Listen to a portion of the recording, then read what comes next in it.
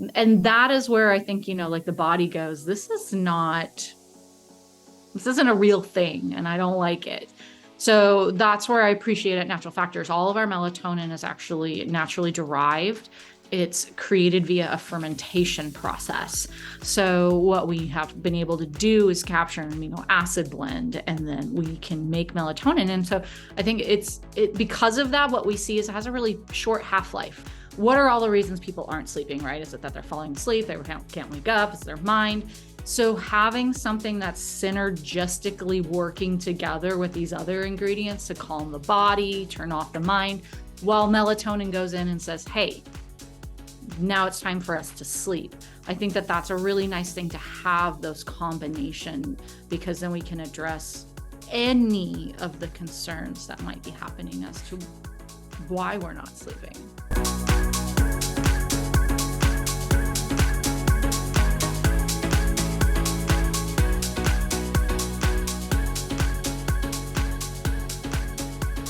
Welcome back to the Healthy Habit Podcast, everybody. I'm Dr. Dayan of Healthy Habit Medical Center, and today we've got our part 2 of 2 segment on stress, relaxation, and sleep with Carrie G. Pattison of Natural Factors, folks. So Carrie G. Pattison is a practicing herbalist, licensed acupuncturist, and trained home birth midwife. She's a graduate of the National University of Natural Medicine and is currently working on her doctorate in integrative healthcare. Carrie's originally from Alaska, and her love for travel and social justice issues in the developing world led her to undergraduate degrees focused on global development and relief, and fuels her lifelong passion for health and healing. Thank you for joining us, Carrie. Welcome back to the podcast. Thank you so much for having me. Yeah, I'm always thrilled to be here. In our last segment, in the part 1, we introduced our stress relax line, the Nighttime Magnesium. We even highlighted the coenzymated B complex. So today we're going to go more towards the sleep and insomnia then. And first of all, I want to set the stage then and talk about the most common sleep disturbances people are dealing with. A lot of people are having issues with sleep. You know, we see all the time under 6 hours, 4 hours, 5 hour sleepers is pretty common among our patients and customers here. So let's set the stage for that then today.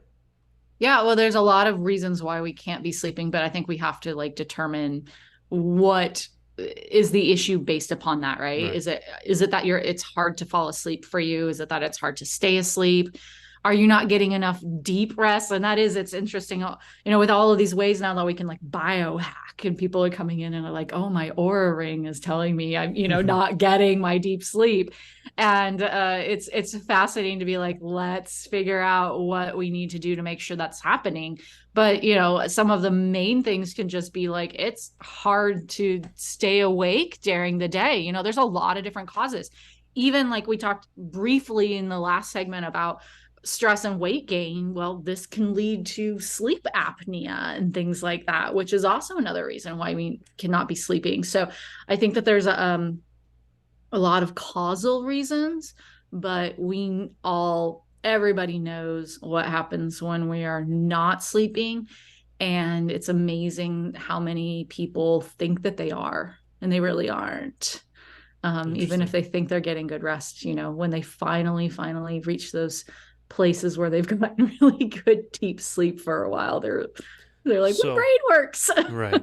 So do you actually use Oura Ring, or is there a good way to track it, or No, ideas? I just know, I know that, and there's people wear their watches and things like that at night. I kind of don't. This is just my personal opinion. I'm not into having some sort of an electronic I've never done something or other on me. So how I know, if I'm sleeping or not is really just how I feel the next day, right? And I think that there are things that I know we both do in our practice, and it might be a really good idea right now to step back from the world of supplements and talk about practical tools for sleeping, because maybe we don't talk about those practical things often enough. And one of the things that I'm very clear on with people is you have to get sun into your eyes during the day, because our body has to know that it's daylight out. So if we're living in an area where we step outside and we're just have sunglasses on all the time, and we never get actual natural light into our eyes, or we are in an environment where we're just staring at a computer and we're under UV, like fake light bulbs all day long. So I really like for people to have, in the morning, one of the first things is open your curtains up in your bedroom as you're waking so you can get that light waking you up. But the flip side of it, that means we need to have complete darkness at night. So if anybody's going to take away anything from this little segment here, please remove your TV from your bedroom. This is like toxic, I think, because it's not allowing our brains to sleep. We're getting that blue light. People are watching things way too late. So, we need to have absolute darkness. So some people that are really struggling with sleep, one of the first things I do is a sleep mask.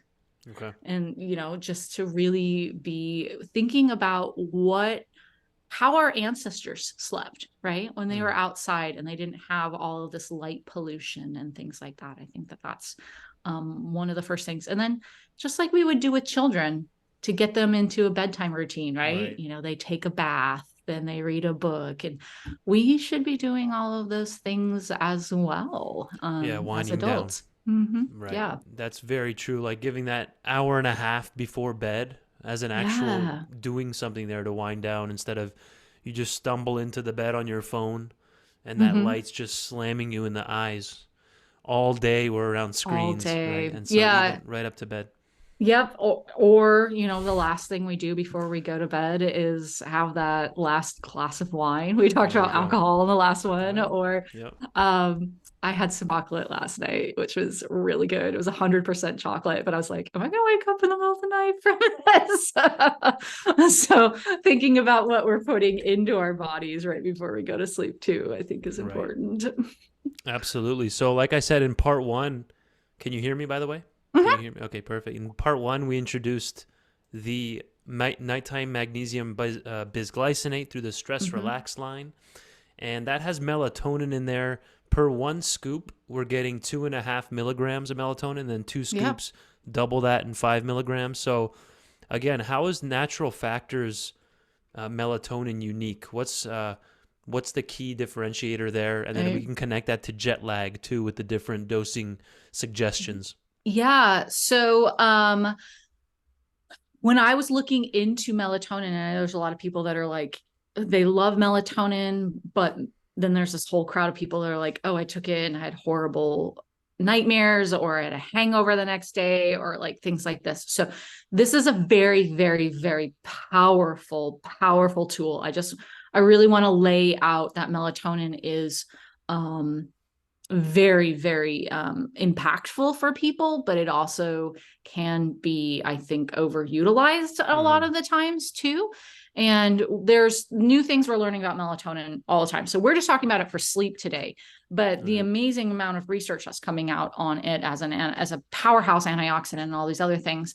But when I was looking into all of this and diving down the melatonin hole, what I found out is historically, once we realized that this was a hormone in the body and this was, related to sleep, it was really discovered in the pineal gland of animals. And so then it started being synthesized specifically from the pineal gland of pigs and cows. And then we learned about mad cow disease, right? And so then it was like, oh, maybe these prion disorders, we should probably not be sourcing from animals that might, have this genetic disease or this prion in them. So then, like we figured out how to synthesize it in a lab. And so it's either now coming from mice brains, so they did figure out how to utilize mice brain for it, or petrochemical sourcing. So, and that is where I think, like the body goes, this isn't a real thing, and I don't like it. So that's where I appreciate it. Natural Factors. All of our melatonin is actually naturally derived. It's created via a fermentation process. So what we have been able to do is capture an amino acid blend, and then we can make melatonin. And so I think because of that, what we see is it has a really short half-life, right? So this is where like our Tranquil Sleep is one that in the chewable Um, it has, I think there's 1.5 milligrams of melatonin per chewable. This is something that you can take in the middle of the night when you wake up. It's going to put you back to sleep, but you're not going to have that groggy hangover the next day. Because when I say like naturally derived melatonin has a short half-life, it means our body processes it really fast because it's like, oh, I know what you are and I know how to use you, as opposed to sometimes we end up with these toxic synthetics in our body where it's just is like, I don't know what you are and I don't know how to use you or get rid of you. And see, it just kind of floats around causing chaos. So we can use that melatonin right when we need it. And then wake up refreshed and ready to go the next day. Yeah. So, and it's amazing, like sort of sleep wake cycle that what you're seeing here is melatonin, but you also have to really reflect that with the cortisol as well. So that's what we were talking about in the last segment, starting your mornings with the B vitamins and then, going to the magnesium tranquil sleep. But if you're somebody that you are, that's the perfect one right there. Yep. If you're somebody that 1 to 3 in the afternoon, where's your cup of coffee? You're really struggling. You have a cortisol issue. And I want you to be doing the Adrenasense in the morning. I want you to be doing some sort of adrenal support. And I know that at Natural Factors, our Adrenasense is in our women's line, our women's sense line. That is a gender neutral formula. Anybody can take it. And so I would suggest that, mid-morning lunch, with lunch, help you get through that day, that little thing. And then in the evening, you can certainly be doing some of these more supportive tools for in the moment when we need to sleep. But the point is to fix the problem. Why aren't we sleeping? Let's fix that problem. Yeah, exactly. If you're listening on audio, I pulled up a little chart here on the variation in melatonin and cortisol throughout the day. You can see how they move on their own like different trajectories here. As the melatonin dips at nighttime, that's when cortisol is supposed to start rising and vice versa. So, and what a lot of people have is that cortisol it spikes at the wrong times of the day, right? Yep. Same with the melatonin. So talk about how that's an issue. Yeah, so this is what we're looking at right now. When you look at the curvature of this, what we're talking about is our circadian rhythm. Yep. And it is when we are supposed to wake up. It's when we're supposed to go to sleep. And, I do a lot of hormone panels. I'm sure you do as well. And I'm finding that people, maybe it's the right wavelength is happening, but it's like shifted 4 hours one way or the other, as opposed to being when it should be normally happening. And so that's where melatonin is like, we know that one of the things that melatonin does is resets that sleep wake cycle, resets that circadian rhythm. So we can take it in the evening when we're like, now's the time that natural melatonin is supposed to be rising, and it's going to kind of retrain the body. So that's where people, with like if they have interesting like shift work, or you had mentioned jet lag, right? So this is where melatonin is used significantly for that, because it's like, okay, now's the time for my body to go to sleep, and it's just kind of like oh yes, let's shift the circadian rhythm to the appropriate time. Right. And then this one is often not talked about enough, how melatonin actually production of melatonin reduces with age. Like older people, they produce negligible amounts of melatonin. Yeah, well, and you remember where I said that vast majority of melatonin's synthesized in the gut during the day. The ability of our gut to do much of anything declines with age. Sure. So this is definitely a hand-in-hand situation. Amazing. So are you a fan of starting people on that nighttime magnesium bisglycinate? I am. I really like having it with something else, mainly because of what we said at the very beginning. What are all the reasons people aren't sleeping, right? Is it that they're falling asleep, they can't wake up, it's their mind? So having something that's synergistically working together with these other ingredients to calm the body, turn off the mind, while melatonin goes in and says, hey, now it's time for us to sleep. I think that that's a really nice thing to have those combination, because then we can address any of the concerns that might be happening as to why we're not sleeping. Absolutely. Folks, we're talking with Carrie G. Pattison here in our part 2 of our sleep, insomnia, stress series here on the Healthy Habit Podcast. So if you missed the first one, I would go back and check that episode out where we talked about the coenzymated B vitamins. We introduced the magnesium powder, and now we're going even deeper on melatonin. And I want to hear, what other sleep tips can you offer our listeners, Carrie? We mentioned starting to wind down, maybe giving yourself an hour before bed as a good wind down routine, starting to shut the lights off. What other sleep tips do you have up your sleeve? I love my Twilight app. So I highly recommend, actually, I shouldn't say highly recommend. I want to just require everybody on any sort of computer device, phone device, to have these ways of blocking blue light at some point in time. So, right. And I want it to happen about an hour before sunset.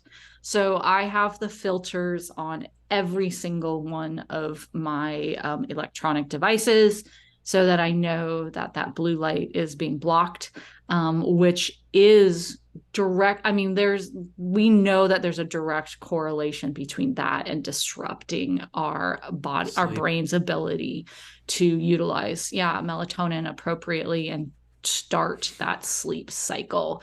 So, think that, and that's such an easy thing to do, right? I think like new phones pretty much come with something you can just be like, turn it on, and it'll be there. So doing that, like I said, removing electronics from your room, getting out during the day, and then it's about rethinking how sleep is for us. Sleep it's like food. Food has become just a tool where we're shoving it in our body as we're running from thing to thing, and we forget like that food should be this like wonderful, seductive experience that brings us joy. And sleep should be the same. We shouldn't be like falling into bed like, oh, I have to sleep because I have to get up the next day. It should be like, so I love, when I talk with my friends and they're like, oh, I just redid my bedroom and it's this lovely oasis now. So have your bedroom be like, my bedroom is painted in super dark colors. And for me, it's an oasis. I don't work in there during the day. I don't do anything in there but sleep and know that that's a place for my body to feel like it can let go of the rest of the world during that time. Yeah, I think TVs, laptops, phones, tablets, all these things have gotten in the way of our stress relaxation techniques. And even in workouts, like people at workouts, they're more likely to skip workouts now since phones have come out, and sleep later. Sleep times have gone pushed back with computers, TVs, and phones, and meditations aren't as likely, going on walks, because it's the phones. We got to start winding down and putting on the blue light filter like you mentioned. Yeah, so and I mean, my phone also goes to, I have the app that it turns it off at 9:30 p.m. and I know, like there's a white list. If there's an emergency, somebody can get a hold of me. But other than that, my phone is like not going off, not notifying me of anything. We have to. So, and we've gotten just so used to having that right there all the time that it's so I mentioned in the last episode that I just got back from the jungle, and it was really interesting how many people came on the trip that there's no electronics out there at all. Nothing works, right? You don't even have the option. And people were like detoxing from their phone. And it was an extreme event to watch people be like, I don't know what to do with myself right now. And that's just have to be there. So I also highly recommend that. I highly recommend like digital detox, because people will find that their brains actually turn off easier, and sleep becomes more of a natural process. White it's noise like a machine. drug. I just pictured like a drug withdrawal. Like people say it's like 100%. Cold sweats, shaking. Yeah. I had a friend that literally like downloaded some like things before, because we knew we were gonna, so that he was like scrolling through old messages because he's just like, I need something. And I'm like, and it is. So pick up a book. Yeah, we're all guilty of it. We we all can are. all try to I use do our it too. phones less. It's Mm. just the digital world we're in. But imagine you can only use it from like 8 a.m. to 8 p.m. and that's it. Yeah. Like Yeah. you're not allowed before and after that. And I've always had the most productive days and the best sleeps when you're not allowed to use your phone the last hour of the day and at least the first hour of the day. It's That's a a good really starting great, point. it's a really great First thing to 60 think minutes about. and the last 60 minutes. So Yep. amazing. Again, so we're nearing towards the end of this segment. Mm. So we talked about the most common sleep disturbances, some ways that you can start improving the sleep. But I want to hear your thoughts on that noise machine. You were about to Mm. mention that. Yeah, I know. I mean, I just think that like the sleep mask, right? I'm in a different hotel room all the time and there's random lights coming at me and random sounds and I don't know. So I think it's like Pavlov now for me. I put my sleep mask on and my body goes, and now it's time to sleep. Mm-hmm. And so I think that's a really effective tool. And then if you are living somewhere where there are going to be like this is another thing, this is another stressor on our body, is even if we it becomes a routine for our body to hear the ambulance behind the scene or the trash guy that's coming and picking up the trash at 3:30 in the morning and causing a lot of noise, or an apartment down the hall banging doors. Like, we can sleep through these things because our bodies get used to them, but our brain doesn't. Okay. Our brain's always going to be on alert and hearing it and going, what is that? And that can really disrupt us getting into those deep restorative REM cycles. So that's where sometimes a white noise machine or even just a fan, right? Because it's blocking out the chaos in the background. And I want to preface this and say, like I was saying before, your TV is not your white noise machine. Yeah. having like QVC on all night long is not your white noise machine. Right. So it's, and finding the right patterns, whether or not it is just truly white noise. So I think that, like, lately, what have I been reading more about stress? Like is it like gray noise is actually starting to really Okay. pop up as far as some research. So there's different like levels of things Yeah. that are going to make our brain. So Just like think how about, there's different hertz, like there's 448 hertz, 432 mm-hmm. hertz, and there's like different Yep. similar idea. Yeah, so fun things to think about. Amazing. But also knowing that, we support ourselves during the day and we're going to support ourselves through sleep. So thinking about supporting our adrenals during the day, thinking about taking something to help our bodies get into that sleep pattern at night, I think is really a beneficial thing. And again, we're talking all things natural factors. You can go to Mm-hmm. naturalfactors.com. And the stress relax line is what we've been highlighting here in this 2-part series. Again, that magnesium bisglycinate nighttime powder has the GABA in there, the L-theanine and melatonin.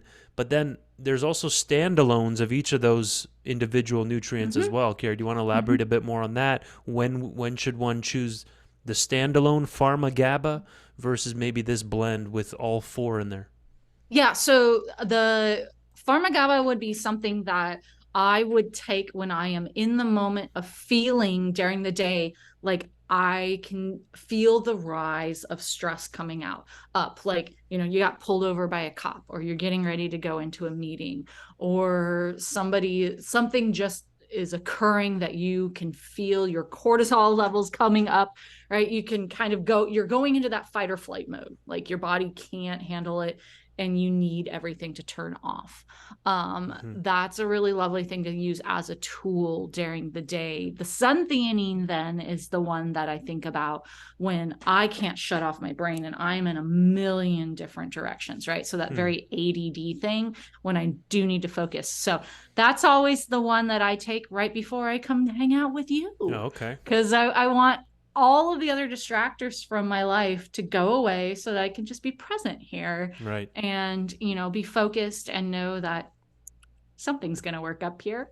Right. So it's really, really lovely for studying. Right. I have had really great results with giving it to like middle schoolers and teenagers in school if they're feeling very ADD all over the place and they can't focus.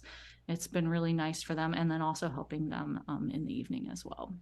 Good. We can finish maybe talking about how blood pressure and early mortality from strokes Oof. and heart attacks and how that's all connected to Mm. stress and sleep and being one thing is you're depleting your vitamin C levels when you're Yeah. stressed. You're burning through those adrenals, the adrenal stores of vitamin C.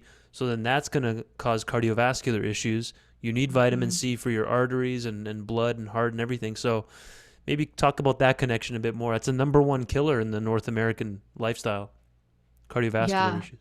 Yeah, and it is something that, the more research that we do from a natural perspective, the more we realize that how much of this is because we are so nutrient deficient that we aren't able to, our bodies just are giving up, right? Essentially.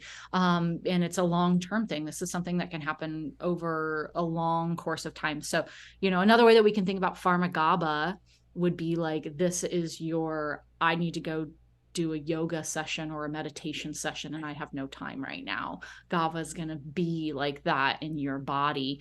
But and it's all about supporting the adrenals, right? We know GABA supports the adrenals, like vitamin C supports the adrenals. Mm, And I think it's really easy for people, just you can just Google adrenals and stress and you're going to find so much information online. It's not something, unfortunately, it's not something that Western physicians really talk about because they haven't necessarily seen the intricate details. Like in our integrative world, in our natural world, we're like, what's the cause, what's yeah. the root cause, right?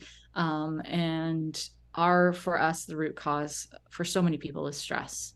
And some really, really basic, easy things. But just remembering that stress happens to all of us. We weren't supposed to be living in this like crazy chaos of a world and an Hmm. environment. And so, whatever we can do every day to just like mitigate it and allow our bodies to be present and safe at the same time. I think it's really important for us to feel internally that we are safe. And when we're stressed out, we don't feel that. Amazing. Perfect place to end it there. Thank you, Carrie, as always, for your time. We appreciate you Yeah. coming on. It keeps us in the loop with the different blends, with the different formulas, and connecting it then with the B coenzymated B complex and times of day to Mhm. do things. Thank you so much. It's good. We get the tips, we get strategies, and we come back with more knowledge. So Practicalities. Yeah. thank you so much for your time. All right. See you guys next time.